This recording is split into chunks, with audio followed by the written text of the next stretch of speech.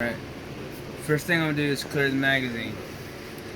I'm going to press the magazine release button here, remove the magazine, the ammunition feeding device. I'm going to not touch the trigger, pull the slide, releasing the other ammunition. Then I'm going to visually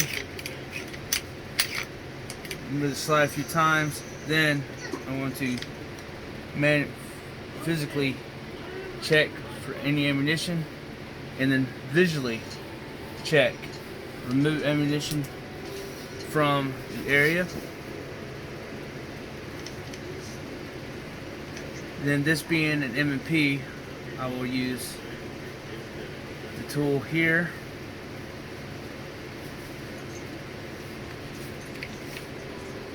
to release the sear lever from inside.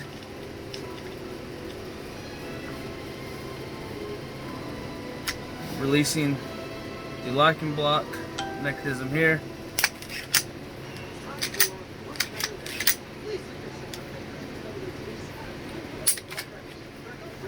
Releasing the field strip.